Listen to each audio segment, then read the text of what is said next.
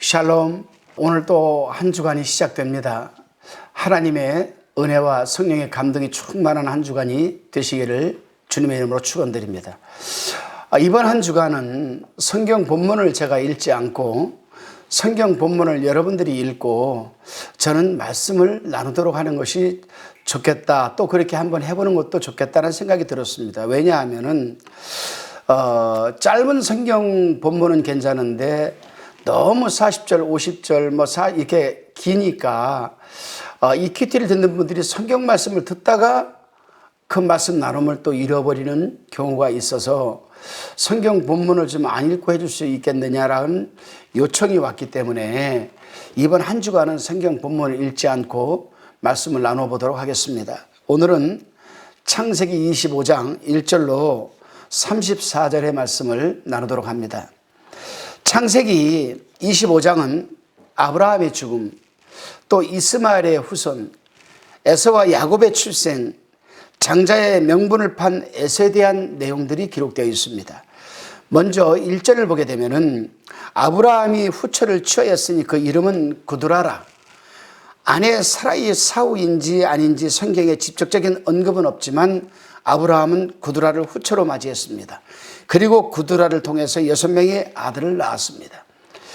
우리는 흔히 아브라함 그러면 사람만 생각했지 구두라를 생각하지 않았습니다. 그러나 아브라함은 사실 그 하갈과 사라 사이에서 엄청난 가정의 심한 갈등과 또한 평안이 없었습니다. 성경을 연구해 보면은. 그러나 구두라를 후처로 맞이하면서부터 비로소 아브라함 가정에 평화가 왔다는 사실입니다. 5절, 6절입니다. 아브라함이 이삭에게 자기 모든 소유를 주었고 자기 서자들에게도 제물을 주어 자기 생전에 그들로 자기 아들 이삭을 떠나 동방 곧 동국으로 가게 하였더라. 그리고 아브라함은 죽기 전에 이삭에게 자기의 모든 소유를 주고 다른 자녀들에게도 적당한 재산을 주어서 이삭을 떠나게 했습니다. 왜 떠나게 했을까요? 아브라함이 이런 조치를 취한 것은 아들 이삭을 보호하기 위함이었습니다. 왜냐하면 아브라함에게는 후처를 통해 얻은 여러 명의 아들들이 있었지만 아브라함의 유일한 상속자는 오직 사라에게서 난 이삭으로, 이삭은 하나님의 약속의 아들이었기 때문입니다. 그래서 아브라함은 생각을 해보았을 겁니다. 이 아들들과 서자들과 친자하고 함께 어울려 살게 되다 보면은 나중에 분명히 분쟁이 일어날 것 같다라는 생각을 했어요. 왜요? 자기가 바로 그걸 겪었기 때문에. 처음에 하란에서 자기 조카 롯과 출발할 때에는 좋았습니다. 재산이 없었기 때문에. 그러나 그들이 점점 남방으로 향해 가면서 그들의 재산이 불어나기 시작을 했어요. 여기서 우리가 잠깐 생각해 볼 것은 하나님이 지시하는 땅으로 가라고 했고 아브라함은 하나님이 지시할 땅으로 갈 때마다 재산이 불어났다는 사실입니다. 그 어느 동네에 어느 도시에 머물든지 그 동네나 마을이나 읍이나 면이나 그 사람들과 함께 어울려 살지를 않고 상수리 나무나 숲을 근처로 떨어져서 그들은 살았고 도시가 아닌 상수리 나무만 있는 데서 살았어도 아브라함 재산이 엄청 불어났다는 사실에 우리는 주목을 해야 됩니다. 여기서 우리가 깨달을 수 있는 것은 그렇구나. 아하, 하나님의 말씀대로 순종하고 우리가 살아가면은 재산은 거저 생기는구나. 맞을까? 근데 예수님이 이런 말씀을 했어요. 너희는 무엇을 먹을까 마실까 입을까 염려하지 말라. 이러한 것들은 다 이방인들이 구하는 것들이라 너희는 먼저 제일 먼저 그의 나라와 의를 구하라. 그리하면 이 모든 것을 너에게 더하리라. 이 모든 건 뭐? 먹고 입고 마시는 것. 그렇다면 그의 의와 그의 나라와 의를 구하라. 나라가 뭡니까? 나라는 천국을 말하는 게 아니에요. 하나님의 말씀을 통치받는 지 마음을 얘기하는 겁니다. 의는 바로 그러한 마음에서 뿜어져 나오는 생활 행동 패턴입니다. 아, 그렇구나. 하나님의 말씀대로 살려고 노력을 하고 그 말씀대로 행동하려고 하는 사람에게는 하나님이 먹을 것, 입을 것, 마실 것 주시는구나. 사실 성경이 또 그렇게 역사적으로 증거해 보이고 있거든요. 아브라함이 그랬거든요. 그런데 아브라함이 자기가 조카로과의 분쟁을 경험해 봤잖아요. 그러니까 자기가 죽고 나면 분명 이삭과 6명의 배다른 형제들과의 또 분쟁이 일어날 것을 알았던 겁니다. 그래서 서자에게 돌아갈, 이삭에게 돌아갈 몫을 충분히 주고 그 서자들에게도 골고루 재산을 분배해 주어서 너희는 여기서 멀리 떠나가서 살아라. 아브라함의 참 지혜죠. 현명한 여러분 처사였습니다. 사람이 살아가면서 지혜가 없으면은 고생을 해요. 재산이 있든 없든 고생을 합니다. 또 사람이 처사를 잘못하고 살게 되면은 재산이 그 사람이 있든 사람이든 없는 사람이든 권력이 있는 사람이든 없는 사람이든 사람들로부터 욕을 먹고 살아가게 되어 있습니다. 사람이 하나님의 나라를 유업으로 받는 유일한 길은 바로 오직 예수 그리스도를 통해서인 줄로 믿으시기를 바랍니다. 예수 그리스도의 주되심을 인정하고 믿고 하나님의 자녀가 되기만 하면은, 그리고 그 말씀대로 순종하며 그 말씀대로 행동 양식 패턴이 이루어져 간다면 그는 세상에서 실패할 일은 없는 겁니다.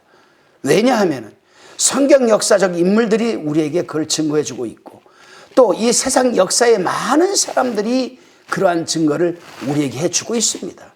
그 대표적인 케이스가 바로 한국유리 최태섭 회장이고 동아연필 153 볼펜 하나 가지고 세계를 제패한 동아연필 회장이고 고려제약 회장 아니겠습니까? 유한양행 아니겠습니까? 예수 그리스도를 마음에 영접하고 하나님의 유업으로 받고 그 말씀대로 순종해서 우리도 세상의 역사의 한 획을 그어가는 저와 여러분이 되시기를 주님의 이름으로 축원드립니다. 로마서 말씀에 보게 되면 10장 10절 말씀입니다. 사람이 마음으로 믿어 의에 이르고 입으로 시인하여 구원에 이르니라라고 했습니다. 그가 혈연적으로 유대인이 아니어도 믿음 안에서 하나님의 여러분 자녀가 된 겁니다. 자녀가 누구든. 오늘 본문 7절에서 11절은 이제 아브라함의 죽음과 장사 지내는 모습이 나옵니다. 11절입니다. 아브라함이 죽은 후에 하나님이 그 아들 이삭에게 복을 주셨고 이삭은 부엘라엘로이 근처에 거하였더라. 아브라함이 죽은 후 하나님은 이삭에게 복을 주셨습니다. 하나님께서 이삭에게 복을 주셨다는 것은 아브라함과 이삭에 대한 하나님의 약속의 신실성을 보여주는 것입니다. 그런데 우리가 여기서도 한번 봐야 돼요. 아브라함이 복을 받았던 비결은 어느 곳에 가든지 그 로컬 사람들과 어울리지를 않고 얼굴을 맞대고 살지를 않고 등을 지고 항상 상수리 나무 아래나 숲을 근처에서 장막을 꾸리기 전에 제단부터 쌓고 오늘날로 말하면 예배를 드리고 거처를 세웠다는 겁니다. 그런데 이삭이 그걸 그대로 따라가거든요. 그러니 우리는 그렇구나. 자녀들의 신앙 교육은 말로만 되는 게 아닙니다. 말로서 해라 되는 게 아니에요. 내가 먼저 자녀들에게 본을 보여야 되는 겁니다. 그러면 자녀들은 그 부모의 신앙적 모습을 바라보고 자연스럽게 답습할 수가 있는 것 아니겠습니까? 아브라함이 이삭에게 그랬습니다. 예수 그리스도 안에서의 하나님의 약속은 여러분 이빨림의 공허한 정치 공약도 아닙니다. 요즘 국회의원들 보면 얼마나 그 이빨림이 심한지 몰라요. 이거 하루 눈만 뜨면 달라집니다. 어떻게 된 게 하늘에 눈만 떨어지면 달라져요. 우리나라의 대통령들은 꼭 임기 만료이 되면 찾아오는 것이 꼭 있습니다. 뭡니까? 바로 레임덕입니다. 그 당에서 대통령을 무시하는 거죠. 대통령은 대통령대로, 당은 당대로. 이게 우리나라의 패턴입니다. 아주 패턴. 고쳐야 되겠죠. 저는 그 레이건 대통령, 카터 대통령, 저거 참 멋있는 분들이에요. 또 멋있는 나라고 또 멋있는 백성들입니다. 그런 대통령이 우리나라에서 나왔으면 좋겠어요. 여러분, 일개 입만 벌리면 거짓말하는 사람들의 공약도 아니고, 우리 예수 그리스도의 말씀은, 하나님의 말씀은 진리이기 때문에 여러분 틀림이 없는 언약의 성취가 되는 말씀입니다. 말씀의 권위와 축복이 바로 여기에 있는 겁니다. 비진리는 시대와 조류에 따라서 바뀌고 변하지만은 하나님의 말씀은 흔들리지 않는 견고한 진리이기 때문에 하나님의 말씀에는 권위와 축복이 바로 거기에 있는 겁니다. 그러므로 우리는 말씀을 믿고 말씀에 순종해야 합니다. 12절 17절의 이 말씀은 아브라함이 사라의 여종 하갈을 통해 낳은 이스마엘의 후예에 대한, 여러분 후손들에 대한 말씀입니다. 이스마엘의 12아들의 이름이 기록되어 있습니다. 그렇다면 성경은 왜 이스마엘의 아들들의 이름을 상세히 기록하고 밝혀주고 있는 것일까? 하나님의 언약의 자손이 이삭이라면 이삭과 이삭 자손 후손들만 이름이 나와야지, 왜 이삭의 후손은, 이삭과 이삭의 후손은 이름은 거론하지 않고 왜 이스마엘의 이 아들들의 이름이, 12아들들의 이름이 기록되어 있을까? 이스마엘도 아브라함의 씨앗이기 때문에 참고로 밝혀주고 있는 것이 아닐까? 저는 여러 가지로 한번 묵상을 해보았습니다. 그러나 여기에는 분명히 하나님께서 감추고 있는 비밀한 뜻이 분명히 있는 것입니다. 창세기 21장 17절 18절은 하나님께서 이스마엘에 대해 하시는 말씀입니다. 잘 들어보시기 바랍니다. 하나님이 그 아이의 소리를 들으심으로 하나님의 사자가 하늘에서부터 하갈을 불러 가라사대, 하갈아 무슨 일이냐, 들어 말라. 하나님이 거기 있는 아이의 소리를 들으셨나니 일어나 아이를 일으켜 내 손으로 붙들라. 그로 큰 민족을 이루게 하리라 하시니라. 여기 말씀을 보게 되면은 주의 있게 들어보면 하나님이 하갈의 음성을 듣지 않았습니다. 하나님이 원통해 하고 화살 한 바탕 날아갈 거리에 아이를 두고 떠나 그쪽에 가서 하갈이 울부짖고 울어도, 아이고 나 죽겠습니다 하나님, 목말라 죽겠습니다, 내 아들도 죽겠습니다, 그 하갈의 음성을 듣지 않았어요. 21장 17절 18절을 곰곰이 읽어보게 되면 하나님이 거기 있는 아이의 소리를 들으셨나니라고 했습니다. 이삭이 하나님에게 뭔 소리를 했겠죠. 뭔 소리 했을까요 여러분?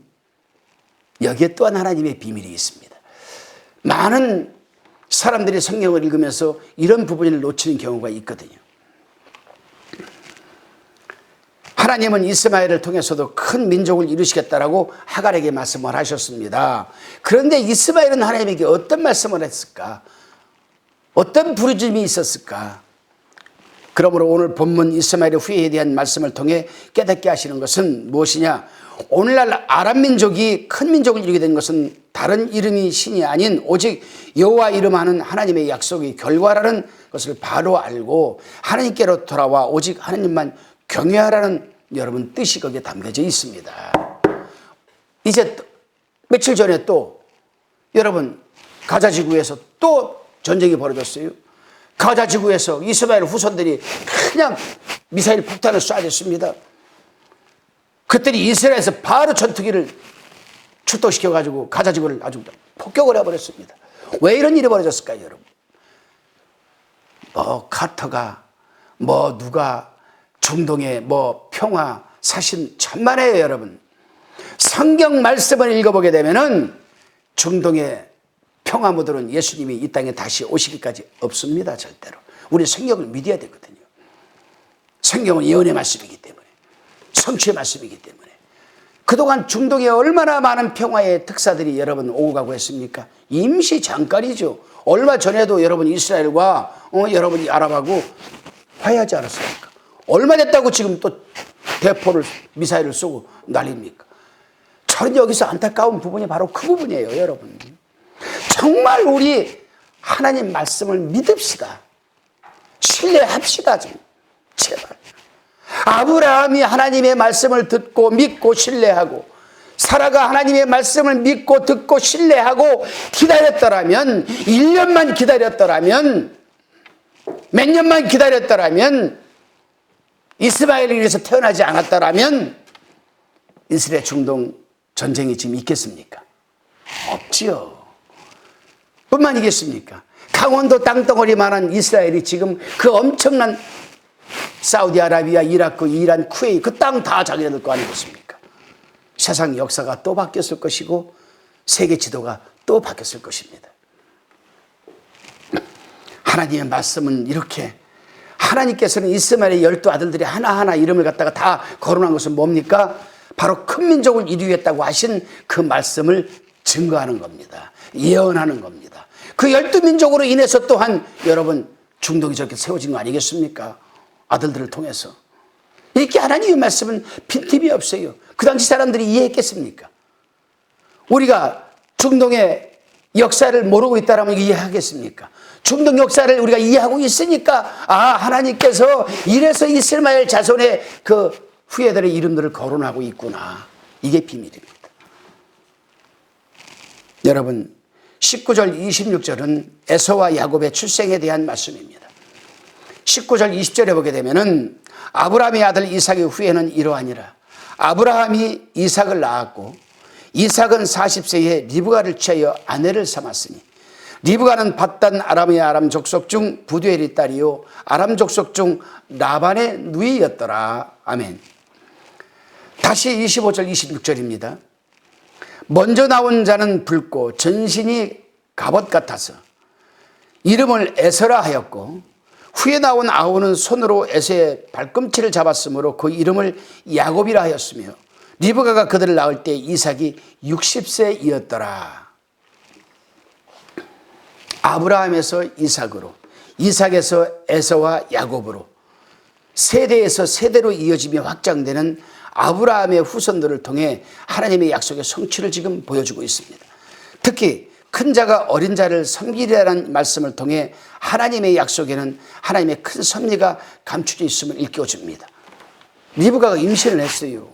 쌍둥이를 배웠습니다. 근데 둘이서 싸우는 거야, 배에서. 네가 잘났니? 내가 잘났니? 네가 잘났니? 내가 잘났니? 네가 형이니? 내가 형이니? 일란성 쌍둥이죠. 먼저 나온 게 에서가 먼저 나왔죠. 근데 이삭이 그 발꿈치를 잡고 나오거든요. 야곱이. 발꿈치를 잡고 나오거든요. 근데 이들이 뱃속에 있을 때 하도 싸울 때 리브가가 하나님한테 하소연을 했습니다. 아이고, 내가 이렇게 얘들 때문에 좀 살겠습니까, 하나님? 근데요, 하나님이 그때 안 아플 것이다라는 말은 안 해요. 하나님은 단호하게 말하죠. 큰 자가 작은 자를 섬기리라. 아마 리브가는 그 말을 한 귀로 듣고 한 귀로 흘렸을지도 몰라요. 오늘날도 많은 성도들이 교회에서 단상에서 목사님은 충분히 기도하고 연구하고 읽고 또 읽고 읽고 또 읽고 또 기도하고 신구약의 통일성에 비추어서 그 말씀 속에 감추어져 있는 비밀한 말씀을 또 확대 해석을 해서 여러분들한테 설교를 합니다. 성도들은 그 말씀을 들을 때 어떤 사람들은 하나님이 나에게 저 말씀을 하시는구나 아멘으로 감동을 받고 은혜를 받습니다. 그리고 그 사람은 문제가 해결되고 질병이 낫고 마음에 평안이 임하죠. 그러나 어떤 사람은 한 귀로 듣고 한 귀로 흘러요. 리브가가 그랬을지도 모릅니다. 그러나 하나님 분명히 말씀을 드렸습니다. 뭐라고 했습니까? 리브가에게 큰 자가 작은 자를 섬기리라. 하나님의 약속의 하나님의 구원과 치유와 회복의 섭리가 감추어져 있다는 사실입니다. 야곱의 일생이 이런 사실을 여러분 우리는 잘 보여줍니다. 27절에서 34절은 팥죽 한 그릇에 장자의 명분을 판 에서에 대한 내용이 기록되어 있습니다. 31절에서 34절까지만 읽어보겠습니다. 야곱이 가로되 형이 장자의 명분을 오늘날 내게 팔라. 에서가 가로되 내가 죽게 되었으니 이 장자의 명분이 내게 무엇이 유익하리요. 야곱이 가로되 오늘 내게 맹세해라. 에서가 맹세하고 장자의 명분을 야곱에게 판지라. 야곱이 떡과 팥죽을 에서에게 주며 에서가 먹으며 마시고 일어나서 갔으니 에서가 장자의 명분을 경홀히 여김이었더라. 이 말씀을 우리는 읽을 때 어떤 깨달음이 올까요? 그렇구나. 오늘날도 잠깐 어려운 이 세속적인 환경 때문에 성도라는 직분과 하나님께서 내게 주신 사명을 잊고 세상에 희석되어서 동화되어서 살아가는 사람들이 얼마나 많습니까, 여러분? 그러나 이 말씀대로 분명 나중에 장자의 축복을 받는 날이 오게 될 때는 에서처럼 눈물 흘리는 날이 분명히 우리에게도 옵니다. 잠깐 지금 힘들고 어렵다고 그래서 불평불만을 하고 속에 있는 말들을 다 끄집어내고 당장 지금 눈에 보이는 것만을 행해서 달려간다라 한다면 하나님이 내게 주신 사명과 하나님이 내게 주신 그리스도인이라는 여러분 축복과 사명, 성도라는 여러분 구별된 이 직분과 사명을 우리가 당장 눈에 보이는 것으로 인해서 이거를 세상에 희석시키고 동화시켜서 살아간다라면 언젠가는 후회할 날이 온다라는 사실입니다. 당시 장자의 권리는 결코 가벼운 것이 아니었습니다. 재산도 부모가 죽을 때 장자에게는 3분의 2를 주고 3분의 1 가지고 여러분 나눠 갖는 그런 풍속이었습니다. 자기가 지키고 보존하고 누려야 하는 복된 권리죠, 장자로서는. 그러나 보십시오. 에서는 그 장자의 명분을 경홀히 여겼다라고 했습니다. 뭘로? 팥죽한 것으로. 오늘날 이 말씀을 확대 해석을 해서 우리 신앙생활에 대입해 보게 되면은 썩어 없어질 먹고 마시는 것 때문에 내가 지금 하나님의 성도와 그리스도라 주의 종이라는 사명이 여러분 팥죽한 것, 세상 먹고 마시는 것에 희석되어져 버린다면, 동화되어 버린다면, 아니 바꿔버린다라면 에서에게 당한 그 축복을, 잃어버린 축복을 우리가 잊지 말라는 법이 어디 있겠습니까? 하나님의 약속은 싸구려로 취급받아서는 절대 안 됩니다. 하나님의 약속은 우리 삶 속에서 우선적이어야 됩니다. 중심적이어야 됩니다. 또한 우선적이면 최종적으로도 기억하고 간직하고 누려야 하는 생명의 약속이고 축복의 약속입니다. 현세에서는 축복이요 미래에서는 생명 아니겠습니까? 그러므로 하나님의 약속을 받고 마음에 품고 사는 자는 결코 함부로 살지 않습니다. 무분별하게 살지 않고 욕정을 쫓아 살지 않고 세상적으로 살지 않습니다. 언제나 말씀과 함께 말씀의 지배를 받으며 말씀을 따라 살아가는 바로 저와 여러분이 되시기를 주님의 이름으로 축원드립니다. 기도드리겠습니다.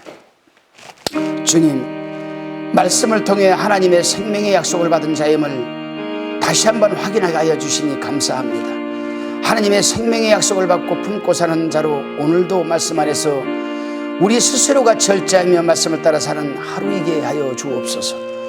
말씀의 삶에서 기쁘신 주의 섭리로 이루어지게 하여 주시고 또한 깨닫게 하옵소서. 예수 그리스도의 이름으로 기도드리옵나이다. 아멘.